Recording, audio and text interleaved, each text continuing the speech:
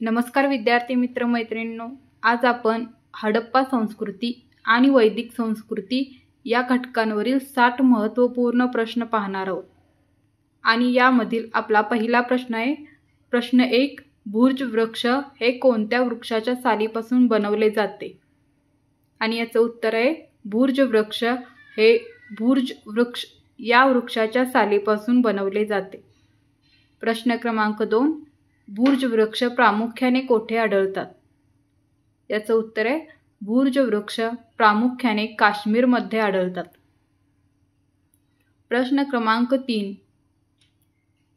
लिहिण्यासाठी कोणत्या साहित्याचा उपयोग केला जाई?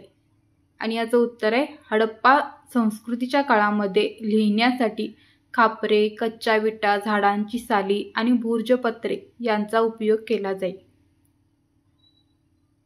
प्रश्न क्रमांक 4. वेदवाङ्मयातून कोणती माहिती मिळते? आणि याचं उत्तर आहे वेदवाङ्मयातून इसवी सन पूर्व 1500 पासूनच्या प्राचीन इतिहासाविषयीची माहिती मिळते. प्रश्न क्रमांक 5. मौखिक परंपरेने कोणते साहित्य जतन करून ठेवले आहे? आणि याचं उत्तर आहे मौखिक परंपरेने ओव्या, लोकगीते, लोककला, लोककथा इत्यादी साहित्य जतन करून ठेवले आहे. प्रश्न क्रमांक 6.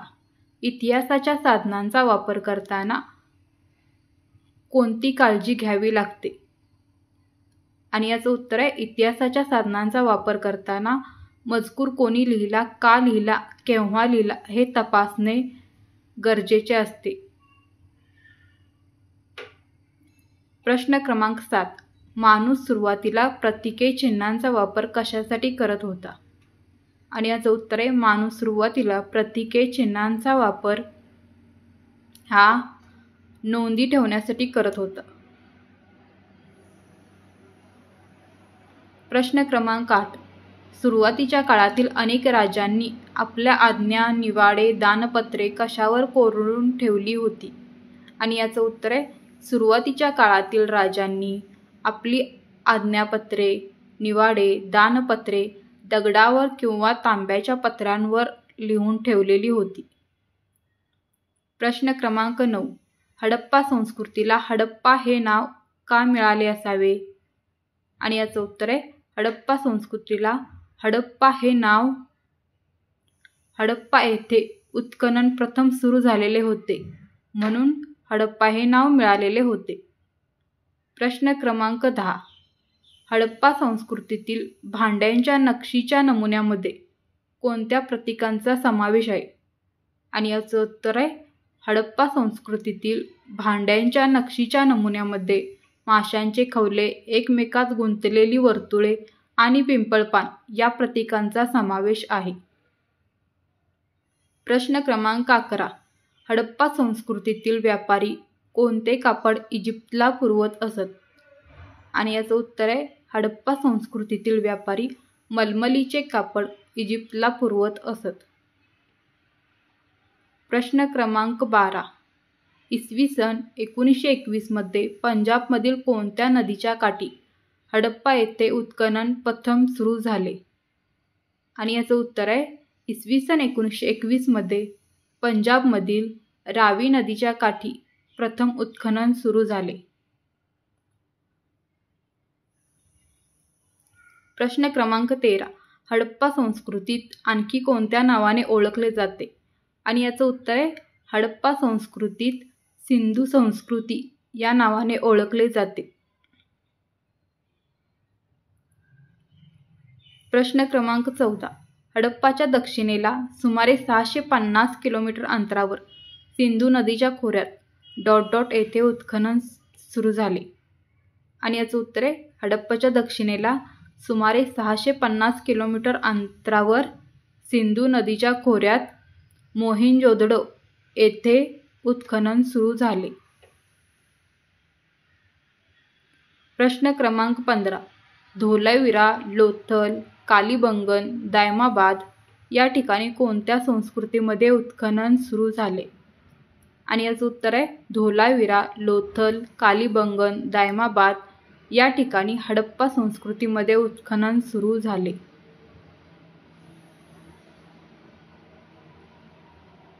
प्रश्न क्रमांक 16. नगर रचना, रस्ते बांधणी, घर बांधणी, सांडपाण्याची व्यवस्था, मुद्रा, भांडी, खेळणी, मृतदेह पुरण्याची पद्धत ही विशिष्टे कोणत्या संस्कृतीची आहेत? आणि याचं उत्तर आहे नगर रचना, रस्ते, घर बांधणी, सांडपाण्याची व्यवस्था, मुद्रा, भांडी, खेळणी, मृतदेह पुरण्याची पद्धत ही वैशिष्ट्ये हडप्पा संस्कृतीची आहेत. प्रश्न क्रमांक 17. हडप्पा संस्कृतीच्या लोकांची घरे आणि इतर बांधकामे प्रामुख्याने कशाची होती? आणि याचं उत्तर आहे हडप्पा संस्कृतीच्या लोकांची घरे आणि इतर बांधकामे प्रामुख्याने भाजक्या विटांची होती. प्रश्न क्रमांक 18. हडप्पा संस्कृतीतील घरांची रचना कशा प्रकारची होती? आणि याचं उत्तर आहे हडप्पा संस्कृतीतील घरांची रचना मधोमध चौक आणि त्याभोवती खोल्या अशा प्रकारची होती.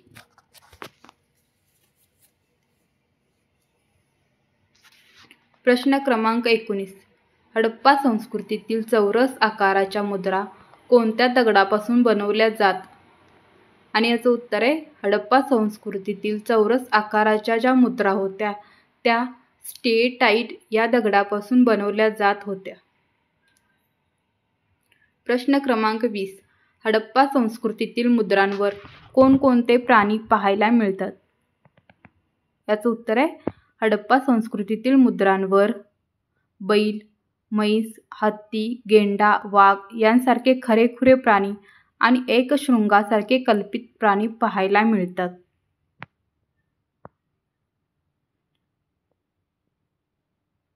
प्रश्न क्रमांक 21. हडप्पा संस्कृतीचे लोक मृत व्यक्तीचे दफन करताना त्या व्यक्तीच्या शवाबरोबर काय पुरत असत? उत्तर आहे हडप्पा संस्कृतीचे लोक मृत व्यक्तीचे दफन करताना त्या व्यक्तीच्या शवाबरोबर मातीची भांडी देखील पुरत असत. प्रश्न क्रमांक 22. मोहेंजोदडो येथे काय सापडले आहे? आणि उत्तर आहे मोहेंजोदडो या ठिकाणी प्रशस्त स्नानगृह सापडलेले आहे. प्रश्न 23. हडप्पा संस्कृतीतील लोक शेती करत होते याचा पुरावा कोठे सापडलेला आहे? आणि याचं उत्तर आहे हडप्पा संस्कृतीतील जे लोक होते ते शेती करत होते याचा पुरावा कालीबंगन या ठिकाणी सापडलेला आहे. प्रश्न क्रमांक 24. हडप्पा संस्कृतीमध्ये कोणती मुख्य पिके घेतली जात होती? आणि उत्तर आहे हडप्पा संस्कृतीमध्ये गहू आणि सातू म्हणजेच बार्ली ही मुख्य पिके घेतली जात होती. प्रश्न क्रमांक 25. हडप्पा संस्कृतीतील लोक सिंधू खोऱ्यातील कापूस कोणत्या देशांना निर्यात करत? आणि याचं उत्तर आहे हडप्पा संस्कृतीतील लोक सिंधूच्या खोऱ्यातील कापूस पश्चिम आशिया, दक्षिण युरोप आणि इजिप्त या देशांना निर्यात करत असत. प्रश्न क्रमांक 26. वेद वाङ्मयावर आधारलेली संस्कृती म्हणजे? आणि याचं उत्तर आहे वेद वाङ्मयावर आधारलेली संस्कृती म्हणजे वैदिक संस्कृती होय.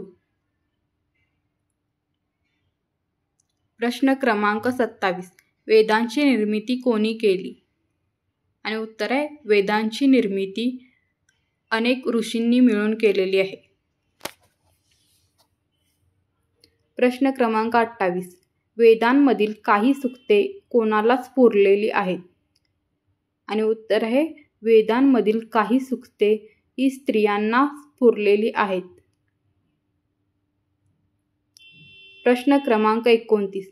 वैदिक वाङ्मयाची भाषा कोणती होती? आणि उत्तर आहे वैदिक वाङ्मयाची भाषा संस्कृत ही होती. प्रश्न क्रमांक 30. वैदिक काळातील महत्त्वाचे 4 वेद कोणकोणते होते?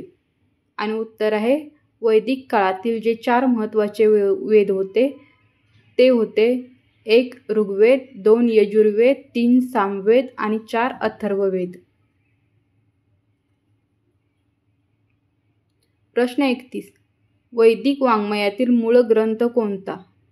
आणि याचं उत्तर आहे वैदिक वाङ्मयातील मूळ ग्रंथ हा ऋग्वेद होता. प्रश्न 32. 4 वेदांच्या ग्रंथांना काय म्हटले जाते? आणि उत्तर आहे 4 वेदांच्या ग्रंथांना संहिता असे म्हटले जाते.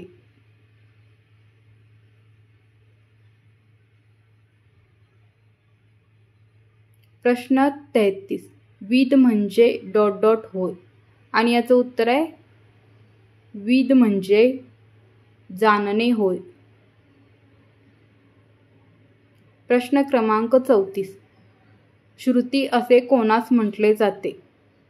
आणि याचं उत्तर आहे श्रुती असे वेदांना म्हटले जाते.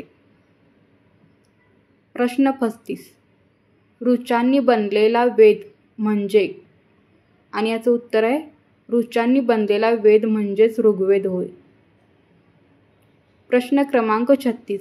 स्तुती करण्यासाठी रचलेले पद्य म्हणजे काय? आणि याचं उत्तर आहे स्तुती करण्यासाठी रचलेले पद्य म्हणजेच ऋचा होय. प्रश्न क्रमांक 38. अनेक ऋचा एकत्र गुंफून एखाद्या देवतेची स्तुती करण्यासाठी तयार केलेल्या काव्यास काय म्हटले जाते? आणि याचं उत्तर आहे अनेक ऋचा एकत्र गुंफून एखाद्या देवतेची स्तुती करण्यासाठी तयार केलेले जे काव्य आहे त्या काव्यास सूक्त असे म्हटले जाते. प्रश्न क्रमांक 39. देवतांची स्तुती करणारे सूक्ते कोणत्या संहितेत आढळून येतात? आणि उत्तर आहे देवतांची स्तुती करणारी सूक्ते हे ऋग्वेद संहितेमध्ये आढळून येतात. प्रश्न क्रमांक 41. यज्ञात म्हटले जाणारे मंत्र यज्ञविधींमध्ये कोणत्या मंत्राचे पठण केव्हा आणि कसे करावे याचे मार्गदर्शन कोणत्या संहितेमध्ये दिले आहे? आणि याचं उत्तर आहे यज्ञात म्हटले जाणारे मंत्र यज्ञविधींमध्ये कोणत्या मंत्राचे पठण केव्हा करावे, कसे करावे याचे मार्गदर्शन यजुर्वेदामध्ये केलेले आहे. प्रश्न क्रमांक 42. यज्ञविधींच्या वेळी तालासुरात केले जाणारे मंत्रगायन ते गायन कसे करावे याचे मार्गदर्शन कोणत्या संहितेत केलेले आहे? आणि याचं उत्तर आहे यज्ञविधींच्या वेळी तालासुरात केले जाणारे मंत्रगायन ते गायन कसे करावे याचे जे मार्गदर्शन आहे ते सामवेद संहितेत केलेले आहे. प्रश्न 43.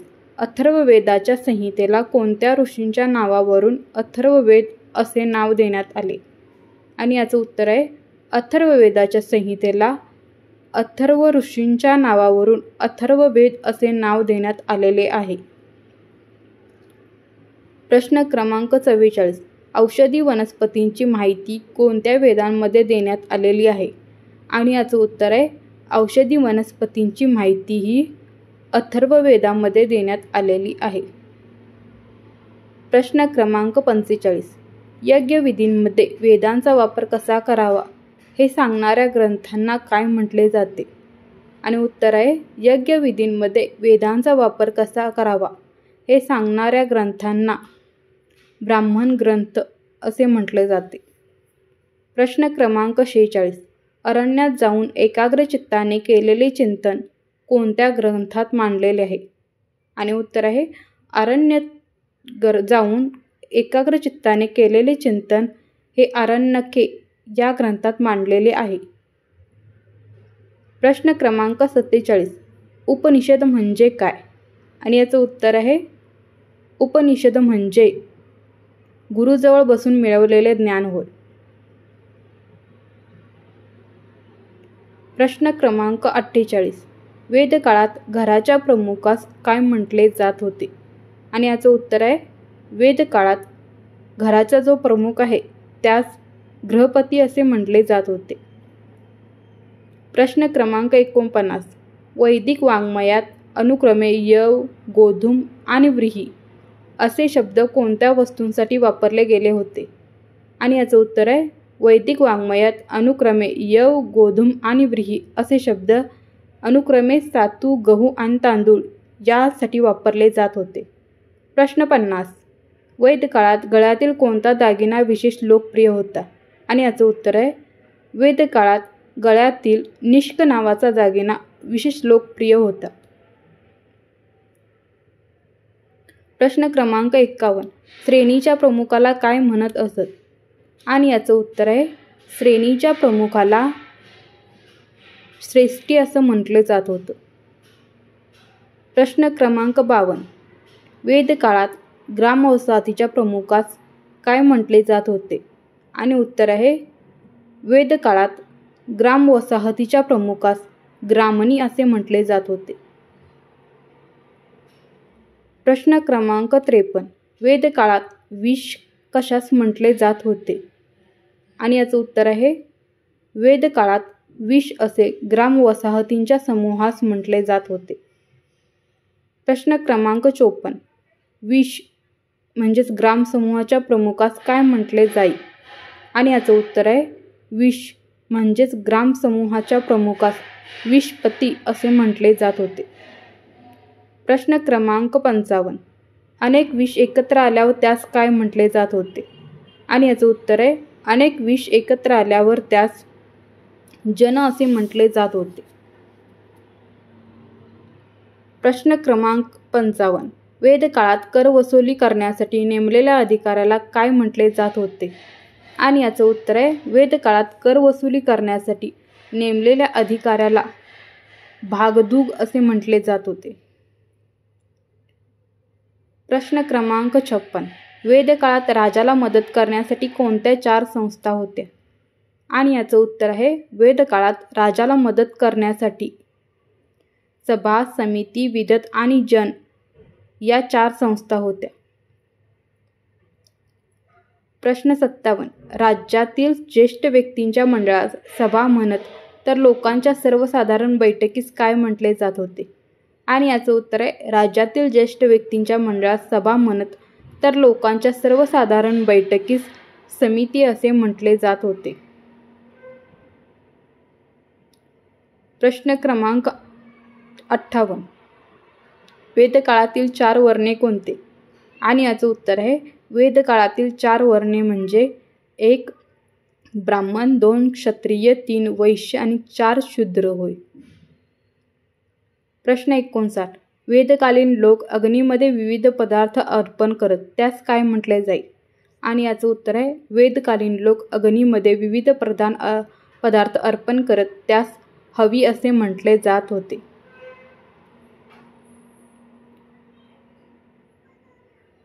प्रश्न क्रमांक 60. वेद काळातील 4 आश्रमांची नावे सांगा. आणि याचं उत्तर आहे वेद काळातील 4 आश्रम 1 ब्रह्मचर्याश्रम, 2 गृहस्थाश्रम, 3 वानप्रस्थाश्रम, 4 संन्यासाश्रम होय.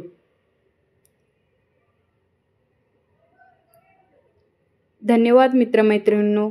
जर तुम्हाला हा व्हिडिओ आवडला असेल आणि असेच व्हिडिओ पाहायचे असतील तर माझ्या चॅनेलला लाईक करा, शेअर करा आणि सबस्क्राईब करा. धन्यवाद.